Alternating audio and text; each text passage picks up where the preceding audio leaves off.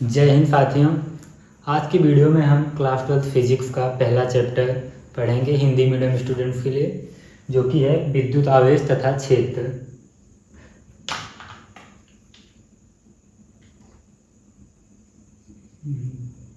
जैसे अभी हम लोग का एग्ज़ाम नज़दीक आने वाला है, यूपी बोर्ड वालों का हिंदी मीडियम स्टूडेंट्स के लिए फैब में जहाँ तक है कि एग्ज़ाम होगा, तो हमारे पास लगभग 3 महीने बचे हुए हैं।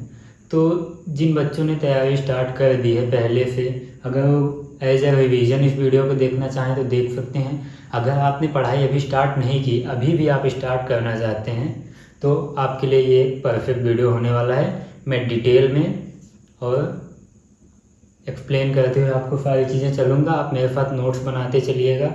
अगर आपने पहले से नोट्स बनाए हैं तो ठीक है, आप स्क्रीनशॉट ले सकते हैं। अगर नहीं बनाए हैं तो मेरे साथ साथ लिखते चलिए। तो देखिए, पहला चैप्टर क्या है, विद्युत आवेश तथा क्षेत्र। देखिए, एक इकाई होती है, मतलब पहली यूनिट जो है उसमें है स्थिर वैद्युतिकी। स्थिर वैद्युतिकी, इसको इंग्लिश में क्या बोलते हैं, इलेक्ट्रोस्टैटिक्स। स्थिर वैद्युतिकी, इसको बोलते हैं इलेक्ट्रोस्टैटिक्स इंग्लिश में। आप लोग इंग्लिश भी थोड़ा थोड़ा जानते रहिए, ताकि आपको बाद में आप आगे कहीं जाएं दिक्कत ना हो। जैसे आप जेई वगैरह की तैयारी करें, इलेक्ट्रोस्टैटिक्स। इसमें स्थिर वैद्युतिकी का मतलब क्या है? इसका मतलब यह है कि यहाँ पे जो आवेश है वो हमारा रुका हुआ है। आवेश एट द रेस्ट पे है, आवेश रुका हुआ है। इसके अंदर हमारे 2 चैप्टर आएंगे। पहला चैप्टर यही है, विद्युत आवेश तथा क्षेत्र वाला। विद्युत आवेश तथा क्षेत्र।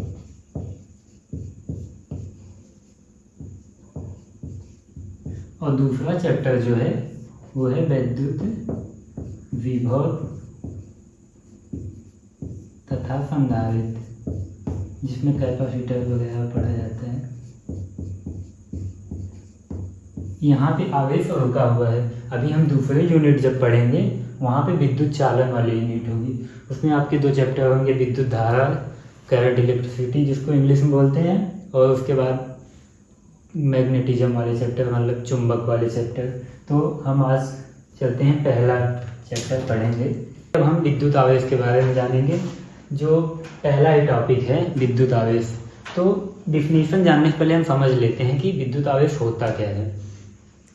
जैसे अभी एनसीईआरटी के हिसाब से हम देखें तो उसमें क्लियरली लिखा गया है कि जब हम किसी भी 2 पदार्थों को लेके, जैसे मान लीजिए अपने हाथों को ही लेते हैं, आपस में रगड़ेंगे तो फ्रिक्शन होगा।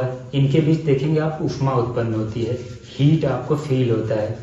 तो ये ऊष्मा जो होती है, इसके स्वरूप को ही हम आवेश जनरली कह देते हैं।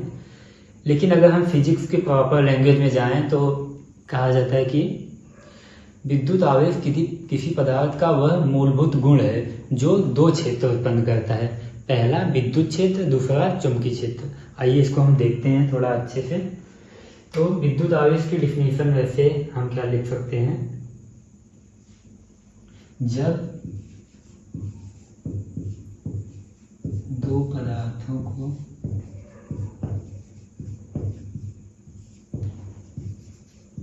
आप भी मेरे साथ साथ नोट डाउन कर सकते हैं, आपस में रगड़ते हैं,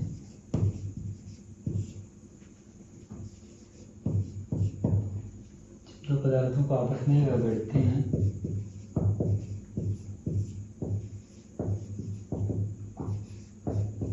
तो इनके बीच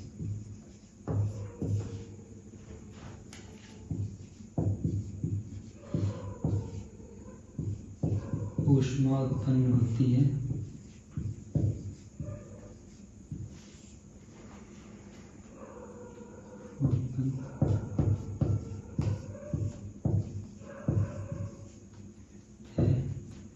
यह ऊष्मा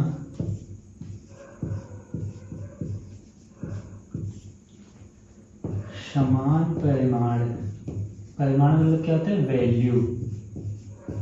जैसे कुछ हिंदी शब्द ऐसे होते हैं ना, तो आपको सुनने में कठिन लगेंगे, उसका मतलब नहीं समझ आएगा। उसको इंग्लिश में जान लेते हैं तो ईजी हो जाता है। जैसे परिमाण मतलब वैल्यू, समान परिमाण तथा विपरीत प्रकृति की होती है।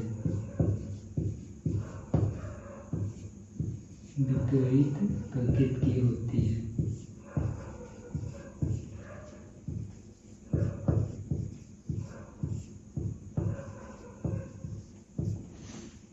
इस ऊष्मा के स्वरूप को ही हम आवेश कहेंगे।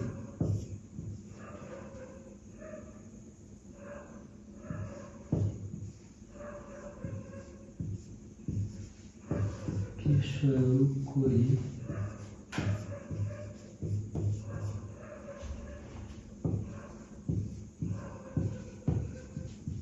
आवेश कहते हैं। अब मेरे साथ साथ आप भी लिखते चलेंगे तो आपका टाइम भी बचेगा। जब मैं समझाऊं तब ध्यान से समझना है। अब डिफिनीशन लिख दिए हैं। जब दो पदार्थों को आपस में रगड़ते हैं तो इनके बीच ऊष्मा उत्पन्न होती है। यह ऊष्मा समान परिमाण तथा विपरीत प्रकृति की होती है। इस ऊष्मा के स्वरूप को ही हम आवेश कहते हैं। अब इसकी एक अच्छी वाली डेफिनेशन हम देखते हैं फिजिक्स के पर्सपेक्टिव से कि विद्युत आवेश किसी पदार्थ का वह मूलभूत गुण है।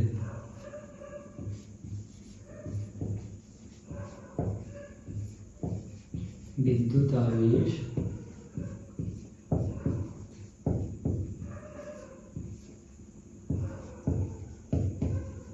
किसी पदार्थ का वह मूलभूत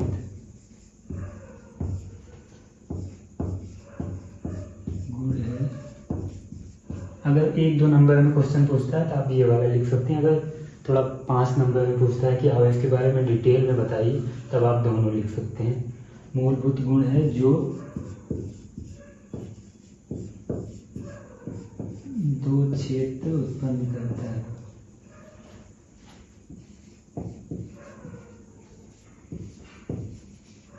उत्पन्न करता है जो दो क्षेत्र उत्पन्न करता है। पहला क्षेत्र क्या है? पहला हमारा है विद्युत क्षेत्र।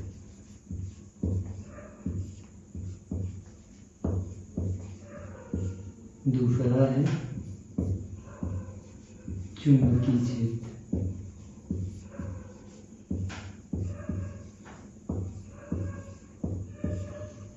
अब हम ये देखेंगे कि विद्युत क्षेत्र कब उत्पन्न करता है और चुंबकीय क्षेत्र कब उत्पन्न करता है। और एक कंडीशन और होती है जब विद्युत क्षेत्र चुंबकीय क्षेत्र के साथ साथ इलेक्ट्रोमैग्नेटिक वेव्स भी उत्पन्न करता है। ये क्या होती है? वैद्युत चुंबकीय तरंगे। तो इसको हम देखते हैं जब हमारा आवेश रुका हुआ होता है। आवेश को हम Q से डिनोट करते हैं। पहले हम इसको जान लेते हैं। आवेश को स्मॉल q से प्रदर्शित करते हैं।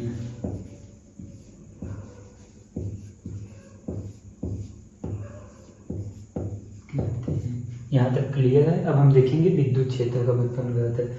तो जैसे ये हमारा Q हो गया पहली कंडीशन में, Q जब ये रुका हुआ है,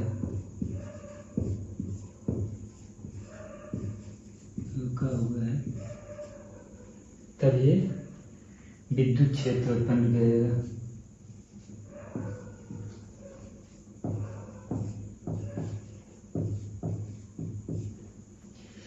और दूसरी कंडीशन है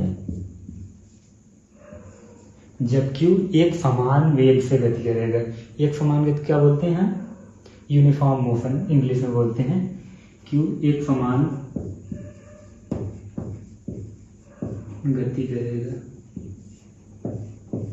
इसको बोल सकते हैं एक समान वेग से भी गति करेगा।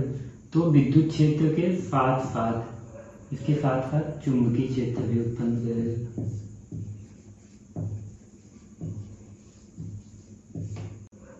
इतना आप समझ लीजिएगा, कोई दिक्कत नहीं है।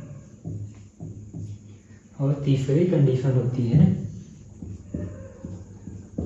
जब हमारा Q असमान गति से चले। असमान गति मतलब कि उसमें एक्सेलरेशन हो, त्वरण हो। असमान गति, नॉन यूनिफॉर्म मोशन इसको बोलते हैं। असमान गति, विद्युत क्षेत्र उत्पन्न करेगा तथा चुंबकीय क्षेत्र तथा इलेक्ट्रोमैग्नेटिक वेव्स, इसको हम बोलते हैं ईएम वेव्स, मतलब विद्युत चुंबकीय तरंगे। ये देखिए जो हमारा तीसरा पॉइंट था कि क्यों जब असमान गति से कोई आवेश, बिंदु आवेश जब असमान गति से मतलब गति करेगा तो विद्युत क्षेत्र भी उत्पन्न करेगा, चुंबकीय क्षेत्र भी, और विद्युत चुंबकीय तरंगे भी उत्पन्न करेगा। ये यहाँ पे आ नहीं पा रहा है, इसको मैं फिर से लिख देता हूँ। तब तक यहाँ तक चीज़ें समझ में आई होंगी आपको। इसको आप अगर नोट किया है तो ठीक है, नहीं तो आप इसका स्क्रीनशॉट ले सकते हैं। मैं हट जाता हूँ। तो अभी हम देख रहे थे कि जब हमारा आवेश रुका हुआ है तो विद्युत क्षेत्र उत्पन्न करेगा, अगर एक समान गति से चल रहा है तो विद्युत क्षेत्र के साथ साथ चुंबकीय क्षेत्र भी उत्पन्न करेगा, और जब नॉन यूनिफॉर्म मोशन मतलब असमान गति से चलेगा आवेश हमारा, तब विद्युत क्षेत्र के साथ साथ चुंबकीय क्षेत्र और उसके साथ साथ विद्युत चुंबकीय तरंगे भी उत्पन्न करेगा, ईएम वेव्स।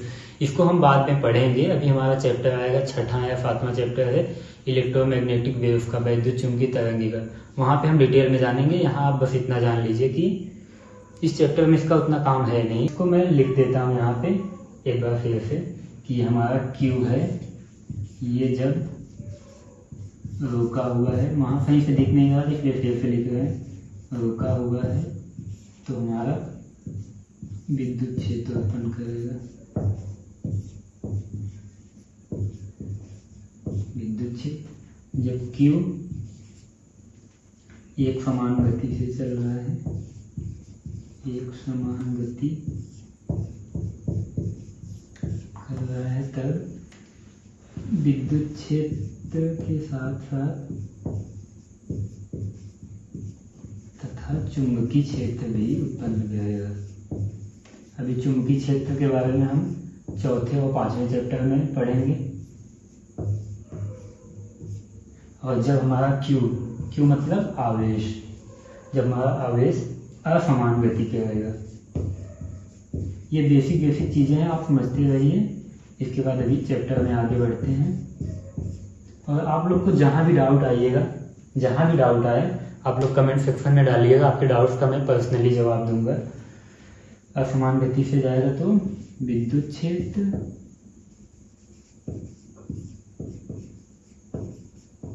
चुंबकीय क्षेत्र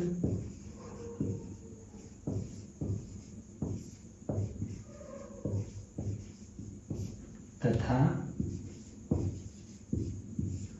विद्युत चुंबकीय तरंगे भी उत्पन्न करेगा।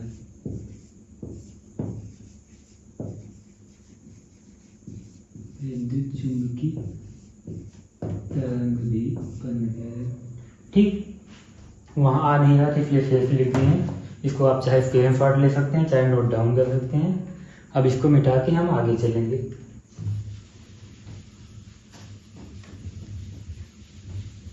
ठीक, यहाँ तक समझ में आया।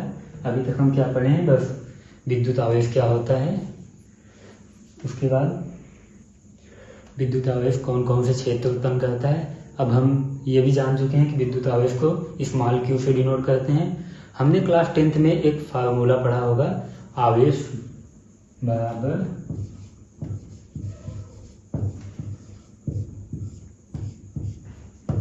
धारा गुणे समय। आप बस पेशेंस बना के चीज़ों को सुनते रहिए, लिखते रहिए, एकदम समझ में आएगा। एकदम बेसिक से चलेंगे। ये हमने क्लास 10th में सीखा था ये फार्मूला। आवेश को हम Q से डिनोट करते हैं, और धारा मतलब विद्युत धारा, इसको हम I से डिनोट करते हैं, स्मॉल I से। समय सब जानते हैं, T से डिनोट करते हैं। तो ये हमारा फार्मूला है Q = IT। ठीक है, यहाँ तक क्लियर है। अब इस फार्मूले पे हम आगे कुछ क्वेश्चंस भी करेंगे। अब इसका हम SI मात्रक जानेंगे। आवेश का SI मात्रक क्या होता है?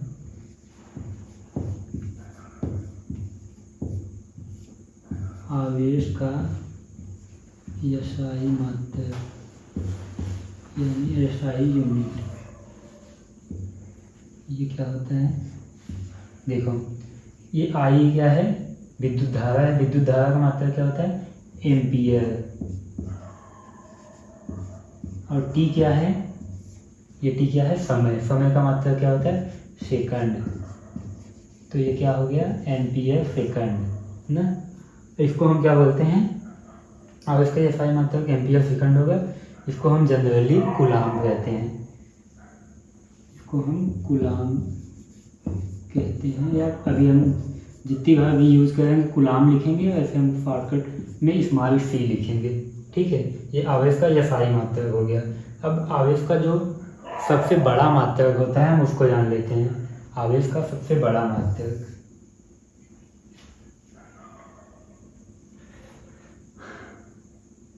आवेश का सबसे बड़ा मात्रक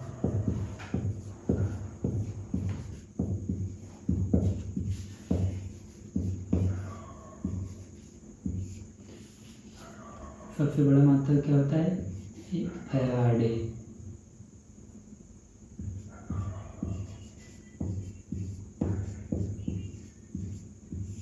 फैराडे, एक फैराडे इक्वल टू कितना होता है, इसको नीचे पता नहीं दिखेगा मेरी स्क्रीन में, इसको हम ऊपर लिख देते हैं।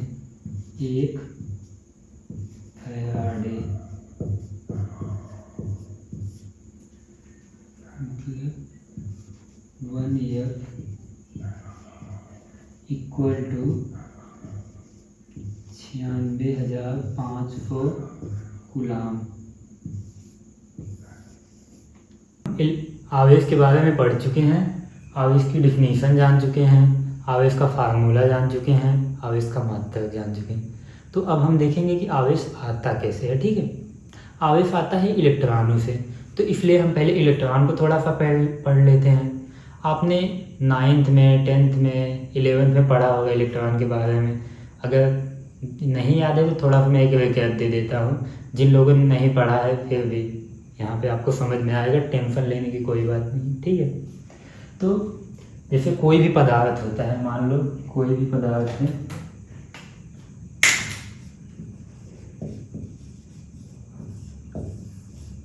कोई भी पदार्थ किससे मिलकर बना होता है, अणुओं से, यानी मॉलिक्यूल से। और कोई भी अणु किससे मिलकर बना होता है, परमाणु से। परमाणु क्या बोलते हैं इंग्लिश में, एटम। ठीक है, अब परमाणु के अंदर जब हम इसकी संरचना देखते हैं, इसके अंदर क्या क्या होता है, इलेक्ट्रॉन होता है,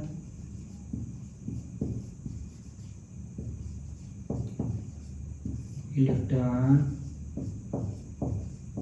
प्रोटॉन और क्या होता है, न्यूट्रॉन।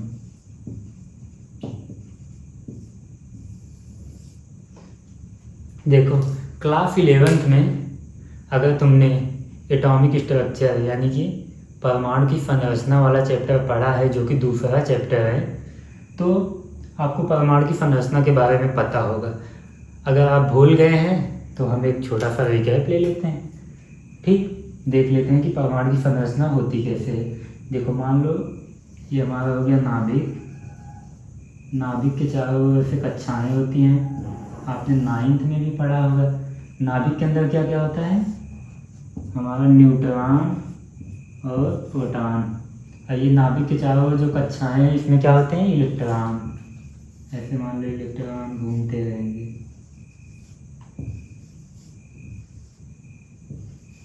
ठीक, तो अब इसमें हम देख लेते हैं हमारा इलेक्ट्रॉन जो होता है वो ऋण आवेशित होता है, और प्रोटॉन जो होता है वो धन आवेशित होता है। न्यूट्रॉन जो होता है वो उदासीन होता है। देखो भैया, इलेक्ट्रॉन जो है कक्षाओं में चारों तरफ गति करता रहेगा, यानी घूमता रहेगा नाभिक के चारों ओर। ये हमारा क्या है, नाभिक। ठीक, तो नाभिक के अंदर होते हैं प्रोटॉन और न्यूट्रॉन, जिसमें से प्रोटॉन हमारा धन आवेशित होता है और न्यूट्रॉन उदासीन होता है, इलेक्ट्रॉन हमारा ऋण आवेशित होता है यानी निगेटिवली चार्ज होता है। ठीक, अब हम इलेक्ट्रॉन के बारे में थोड़ा सा डिफिनीशन लिख लेते हैं। तो यह परमाणु का एक छोटा सा कण होता है, यह ऋणावेशित होता है। ठीक, ये मैंने बताया कि यह ऋणावेशित होता है, यह नाभिक के चारों ओर चक्कर लगाता है और इसकी खोज जे टॉमसन ने की थी 1897 ईस्वी में। आपने 9th में भी पढ़ा होगा। तो ये एक छोटा सा रिकैप हो गया इलेक्ट्रॉन का। अगर आपको एग्जाम में आता है 1-2 नंबर का तो आप ऐसे लिख सकते हैं, बाकी मैंने समझा दिया है इलेक्ट्रॉन क्या होता है। अब हम देखेंगे कि इलेक्ट्रॉन से आवेश कैसे आता है, यानी कि आवेश की संकल्पना इलेक्ट्रॉन के आधार पे ही क्यों ली जाती है। ठीक, और प्रोटॉन के आधार पे क्यों नहीं ली जाती। प्रोटॉन के आधार पर इसलिए नहीं ली जाती क्योंकि प्रोटॉन हमारा नाभिक के अंदर होता है ना, और इलेक्ट्रॉन क्या होता है नाभिक के चारों ओर चक्कर लगाता रहता है, जैसे यहाँ पे इलेक्ट्रॉन है ना। तो जब भी कोई रिएक्शन होती है या कोई भी चीज़ आपस में रगड़ते हैं तो इनके बीच इलेक्ट्रॉनों का स्थानांतरण होता है, यानी इलेक्ट्रॉनों का स्थानांतरण होता है, प्रोटॉन अंदर होते हैं तो प्रोटॉन का स्थानांतरण नहीं हो पाता क्योंकि वो नाभिकीय बल से जुड़े हुए होते हैं नाभिक के अंदर, और इलेक्ट्रॉन तो बाहर है। इसलिए हम प्रोटॉन के आधार पर आवेश की संकल्पना नहीं लेते बल्कि इलेक्ट्रॉन के आधार पर लेते हैं। अब हम आगे देखते हैं आवेश के प्रकार, उसी में हमारा कंफर्म होगा कि इलेक्ट्रॉन से आवेश कैसे आता है। ठीक है, तो हम इसको आप नोट डाउन कर सकते हैं। ठीक, अब हम आगे चलते हैं।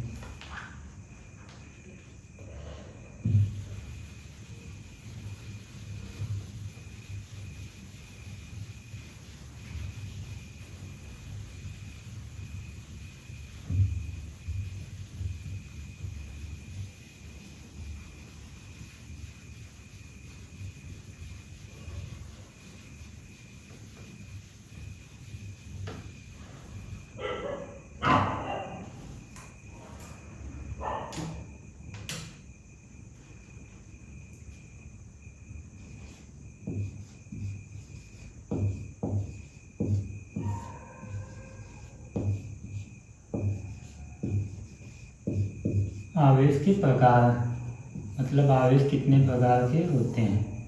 ठीक,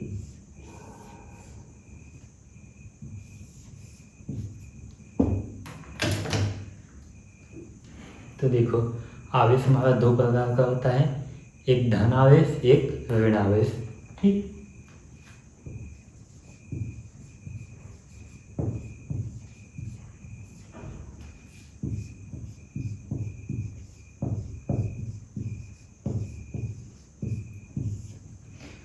अभी हम बेसिक से चल रहे हैं ताकि चीज़ें आपको समझ में आती जाएं, ताकि जब चैप्टर आगे बढ़े तो आपको दिक्कत ना हो।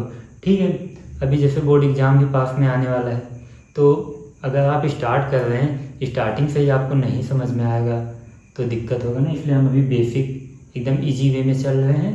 जैसे ही आपको बेसिक क्लियर हो जाएगा तब आप थोड़ा तेज़ी के साथ पढ़ सकते हैं। ठीक है, तो हम देखते हैं यहाँ पे आवेश के प्रकार 2 प्रकार होते हैं, धन आवेश, ऋण आवेश।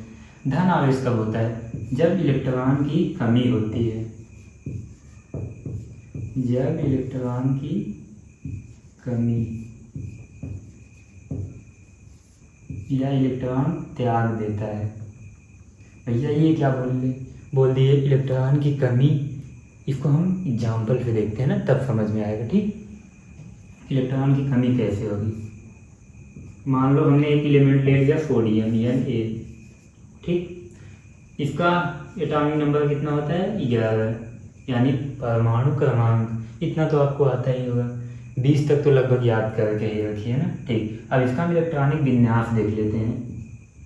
इलेक्ट्रॉनिक विन्यास हम कैसे करते थे 2,8,1 ना, इसका ऐसे हो गया इलेक्ट्रॉनिक विन्यास। इसके बाह्यतम कोश में कितने इलेक्ट्रॉन हैं 1, बाह्यतम कोश में 1 है तो 1 ही इलेक्ट्रॉन है ना। अब इसको हम थोड़ा सा देखते हैं, रिएक्शन Na है, जब ये ऐसे हो जाएगा Na प्लस 1 इलेक्ट्रॉन निकाल दिया।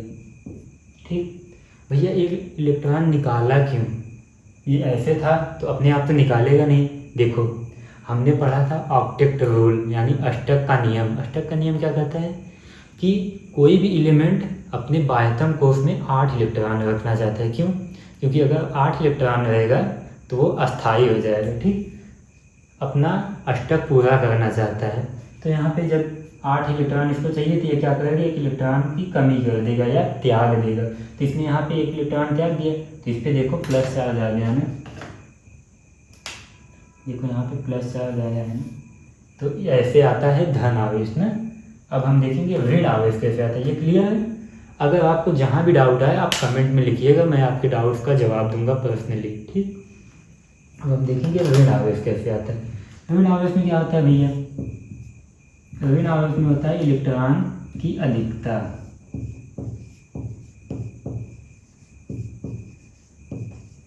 वहाँ पे कमी हो रही थी, यहाँ पे अधिकता। अब इसको हम कैसे देखेंगे, लेते हैं क्लोरीन का। ठीक है, क्लोरीन, इसका एटॉमिक नंबर कितना होता है 17 यानी 17। ठीक, तो हम इसका भी इलेक्ट्रॉनिक विन्यास करेंगे। इसका इलेक्ट्रॉनिक विन्यास क्या होगा, 2,8,7।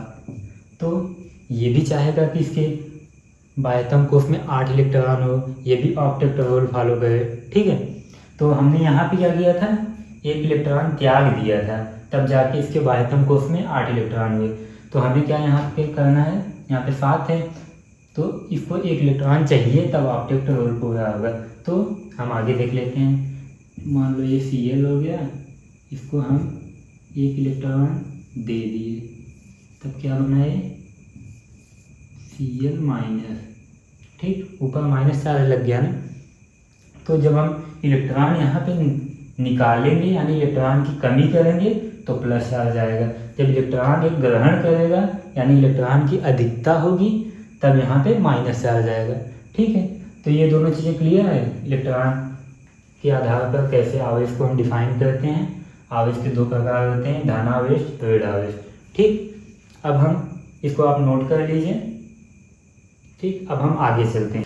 अब आगे सिलेबस में हमारे था चालक तथा विद्युत रोधी, जो इस बार के सिलेबस में यूपी बोर्ड के सिलेबस में कट गया है, तो हम उसको नहीं पढ़ेंगे। अब हम देखेंगे आवेशन। आवेशन में भी प्रेरण द्वारा आवेशन वो कट गया है, फिर भी हम आवेशन थोड़ा सा देख लेते हैं। हमें पता होना चाहिए कि आवेशन होता कैसे है। ठीक,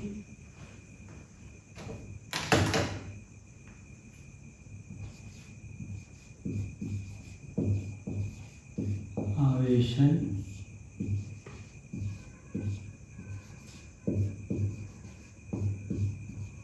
की प्रक्रिया। ठीक, आवेशन की प्रक्रिया। आवेशन वैसे आवेशन 3 प्रकार से होता है, हम ये जान लेते हैं। उसके बाद जो सिलेबस में है उसको पढ़ेंगे, उसके बाद आगे चलेंगे। ठीक है, पहला क्या होता है, घर्षण द्वारा आवेशन।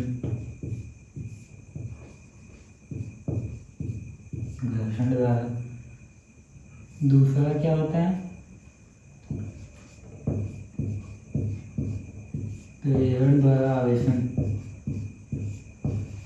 जो हमारे NCERT में भी दिया हुआ है लेकिन इस बार के सिलेबस में कट गया, इसलिए हम नहीं पढ़ेंगे, बस जानते रहिए। और तीसरा क्या होता है, चालन द्वारा आवेशन।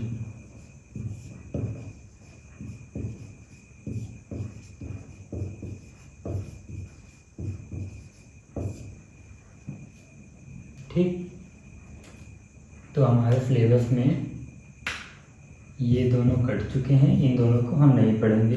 घर्षण द्वारा आवेशन क्या है, इसको हम थोड़ा सा जान लेते हैं। ठीक, घर्षण द्वारा आवेशन, जैसे हम जब आवेश की डिफिनीशन देख रहे थे, आवेश की परिभाषा, तो मैंने बताया था कि जब हम अपने दोनों हाथों को आपस में रगड़ते हैं, ठीक, जब हम ऐसे रगड़ेंगे तो इसके बीच घर्षण होगा। इस घर्षण से ही तो ऊष्मा उत्पन्न होती है। बस जब ऊष्मा उत्पन्न होती है, इसी ऊष्मा के स्वरूप को हम आवेश कहते हैं। तो यही चीज़ यहाँ पे है, इसको हम पहले भी पढ़ चुके हैं। यहाँ पे जान लेते हैं कि जब हम 2 वस्तुओं को आपस में रगड़ते हैं,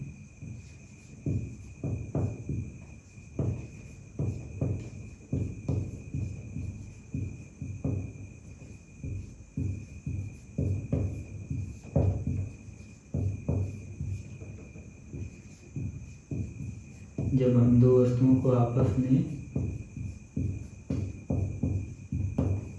रगड़ते हैं तो उसके बाद इन दोनों के बीच ऊष्मा उत्पन्न होती है। घर्षण जब रगड़ेंगे तो वही तो घर्षण होता है, तो घर्षण से ऊष्मा उत्पन्न होती है। तो इस ऊष्मा से ही तो आवेश आता है। तो यही हमारा हो गया घर्षण द्वारा आवेशन। ठीक, अब हम आगे चलते हैं, इसको आप नोट डाउन कर लीजिए।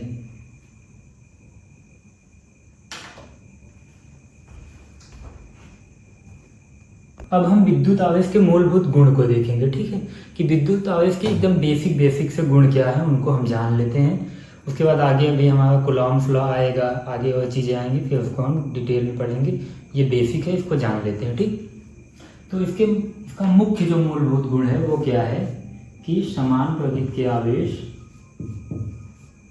इसका मुख्य मूलभूत गुण ये है कि समान प्रकृति के आवेश जो होते हैं वो एक दूसरे से दूर भागते हैं। जो विपरीत प्रकृति के आवेश होते हैं वो एक दूसरे के आकर्षित करते हैं, यानी एक दूसरे के नजदीक आते हैं। अभी उसको हम समझते हैं। ठीक है, समान प्रकृति के आवेश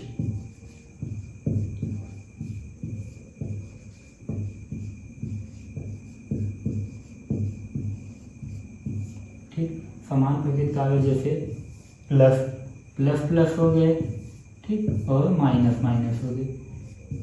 इन दोनों का नेचर सेम है, ये भी प्लस है, ये भी प्लस, ये भी माइनस, ये भी माइनस। अगर इन दोनों को यहाँ पे रखेंगे आप तो ये दोनों एक दूसरे से दूर भागेंगे। ये इनका मूलभूत गुण है। और ये माइनस माइनस भी एक दूसरे से दूर भागेंगे। अब यही चीज हम देखते हैं विपरीत प्रकृति के लिए।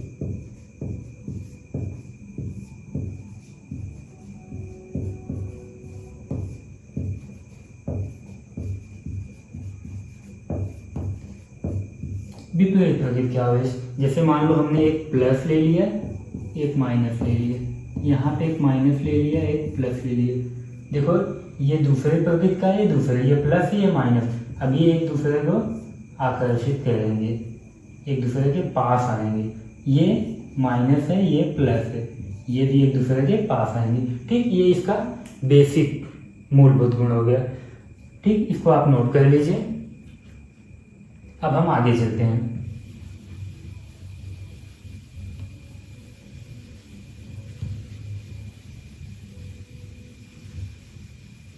अभी हम एकदम बेसिक चीज़ें पढ़ रहे हैं। अगर आपने पहले से पढ़ रखा है, आप एक रिवीजन की तरह देख रहे हैं, तो आप इसको 1.5x पे भी देख सकते हैं। ठीक, तो अब इसका पहला मूलभूत गुण क्या है, वो तो बेसिक था एकदम। अब पहला है आवेशों की योज्यता।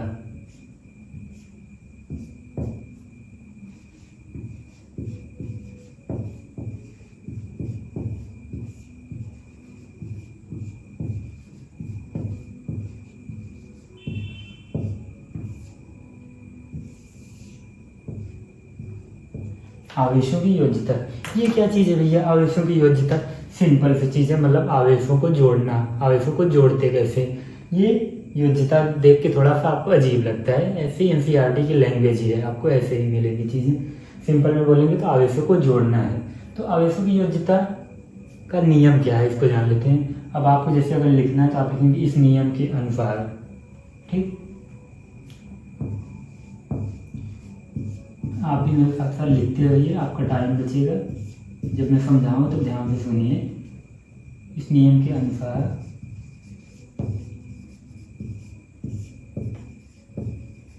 हम किसी निकाय मतलब सिस्टम, यानी किसी सिस्टम पे जहाँ पे कई आवेश हैं, अभी आगे आप समझेंगे। इस नियम के अनुसार हम किसी निकाय पर उपस्थित समस्त आवेशों को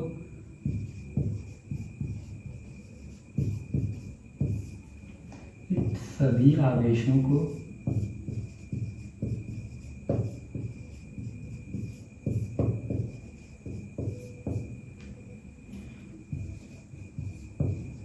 बीजगणितीय विधि द्वारा जोड़ते हैं।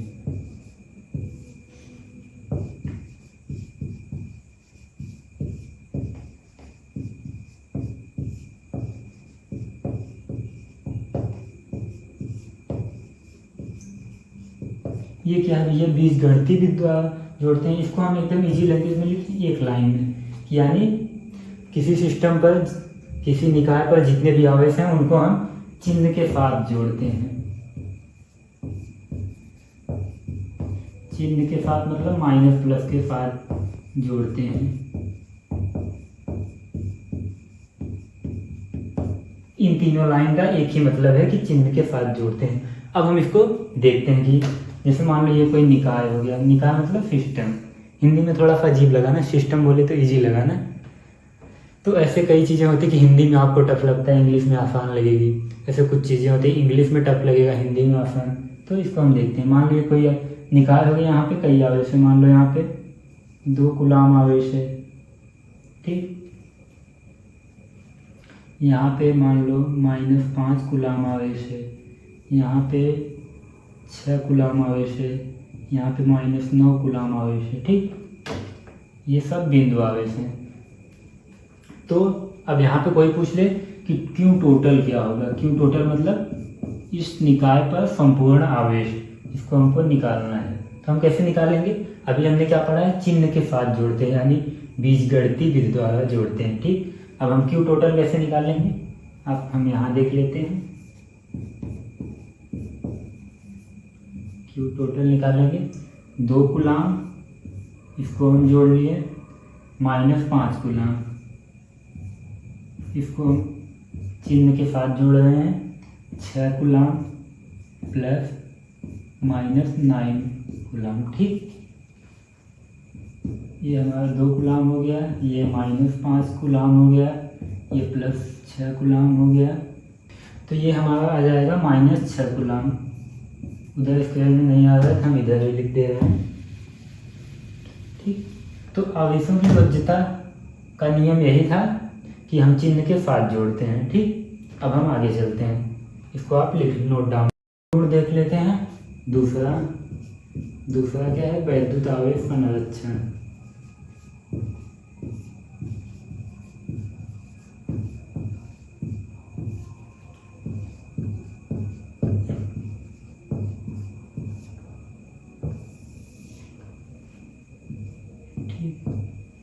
ये क्या है, वैद्युत आवेश संरक्षण।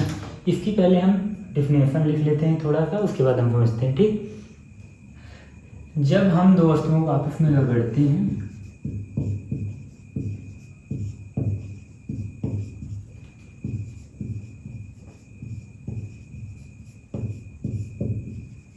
आप भी मेरे साथ साथ लिख लीजिए, उसके बाद समझते हैं, ठीक।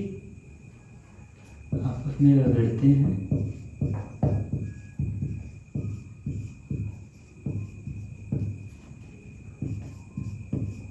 तो इनके बीच ऊष्मा उत्पन्न होती है, इनके बीच समान परिमाण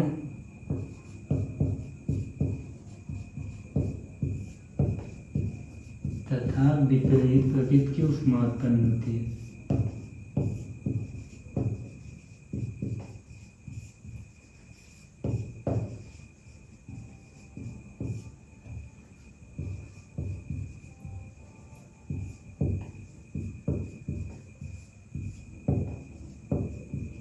इसे ही हम आवेश कहते हैं।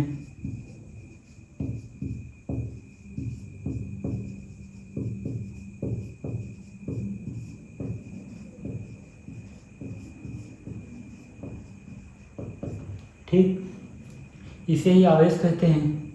लेकिन जब मान लो हम किसी वस्तु को आपस में रगड़ें, जैसे हाथों को ही रगड़ें, तो इनके बीच समान परिमाण था विपरीत प्रकृति को ऊष्मा उत्पन्न हुई कि एक पे मान लो प्लस चार्ज आया तो एक पे माइनस चार्ज आएगा।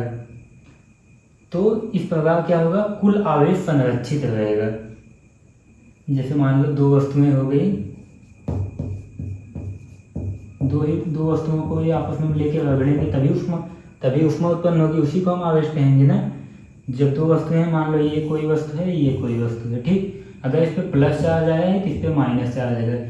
इस पे प्लस में अगर 2 चार्ज आएगा, इस पे माइनस में 2 चार्ज आएगा। इसमें मान लो अगर हम प्लस में 3 चार्ज आएगा तो इसमें माइनस में 3 कूलाम चार्ज आएगा। इसको हम कूलाम बोलते हैं, चार्ज का यूनिट कूलाम होता है। ठीक, तो आप यहाँ पे आप क्या नोटिस कर रहे हैं, अगर यहाँ पे +2 चार्ज आ रहा है, यहाँ पे -2, यहाँ +3 चार्ज आ रहा है, यहाँ -3, तो हमें क्या दिखाई दे रहा है कि जितना प्लस चार्ज आ रहा है उतना ही माइनस चार्ज आ रहा है। मतलब नेट आवेश क्या है, दोनों का आवेश क्या है, बराबर है। अगर हम नेट आवेश देखेंगे, नेट आवेश का मतलब कुल आवेश, कुल आवेश देखेंगे तो हमारा 0 आएगा। ठीक, +2 है -2, जब जोड़ेंगे 0 आएगा। +3 कूलाम है, -3 कूलाम जोड़ेंगे तो 0 आएगा।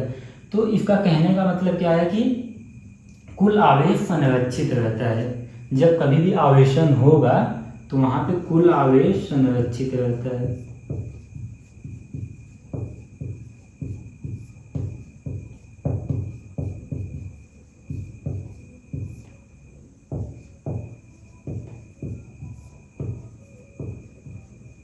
ठीक, ये हमारा दूसरा नियम हो गया विद्युत आवेश संरक्षण का। जहाँ भी आपको डाउट आए आप पूछिएगा, मैं कमेंट में आपके पर्सनल कमेंट का पर्सनली जवाब दूंगा। ठीक,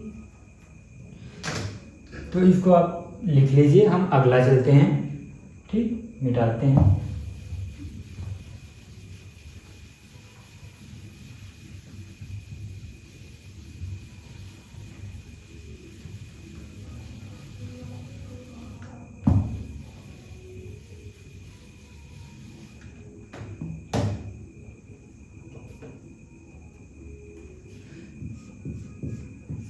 तीसरा मूलभूत गुण क्या है, विद्युत आवेश का क्वांटमीकरण।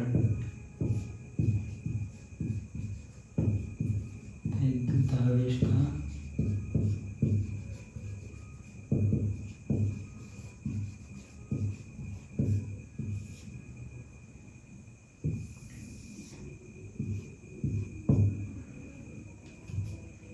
देखो, विद्युत आवेश का क्वांटमीकरण, ये मूलभूत गुण जो है ये थोड़ा सा इम्पॉर्टेंट है क्योंकि यहाँ से न्यूमेरिकल बनते हैं। ठीक, इसकी डिफिनेशन पहले हम देख लेते हैं, उसके बाद हम समझेंगे।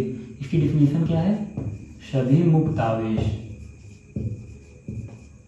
सभी मुक्त आवेश, सभी मुक्त आवेश परिमाण में, परिमाण मतलब वैल्यू,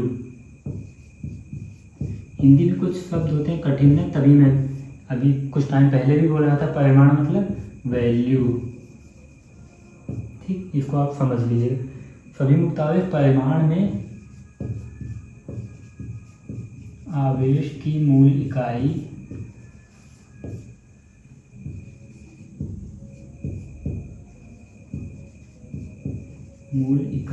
के पूर्ण गुणज होते हैं।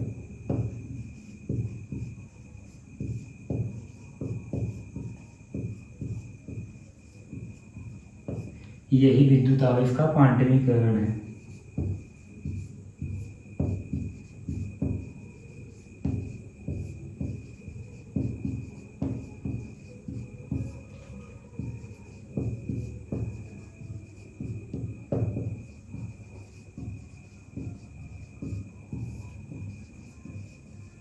ठीक, थ्योरी आपको एज इट इज लिख लेनी है। अब हम इसको समझाते हैं आपको। ठीक, सभी मुक्त आवेश, मान लो ये क्या हो गया, सभी मुक्त आवेश, कोई भी एक आवेश ले लिए, क्यों, क्या बोल रहा है, परिमाण में, मतलब इसकी वैल्यू इक्वल टू आवेश की मूल इकाई के पूर्ण गुणज होते हैं। आवेश की मूल इकाई क्या होती है, ई, आवेश की मूल इकाई, आवेश की मूल इकाई, आवेश की मूल इकाई ई होती है। ई मतलब कि इलेक्ट्रॉन पर चार्ज कितना है, ई मतलब एक इलेक्ट्रॉन पर चार्ज, मतलब आवेश कितना है। अभी इसको हम देखेंगे एक इलेक्ट्रॉन का आवेश कितना होता है।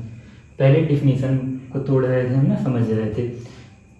आवेश की मूल इकाई के पूर्ण गुणज होते हैं। पूर्ण गुणज मतलब किसी पूर्णांक से इसमें गुणा होगा। ठीक, तो हमारा फार्मूला क्या बन गया, Q इक्वल टू NE। यही है विद्युत आवेश का क्वांटमीकरण। यहाँ ई क्या है, आवेश की मूल इकाई, ई मतलब एक इलेक्ट्रॉन पर आवेश। अब हम देखेंगे कि एक इलेक्ट्रॉन पर आवेश कितना होता है।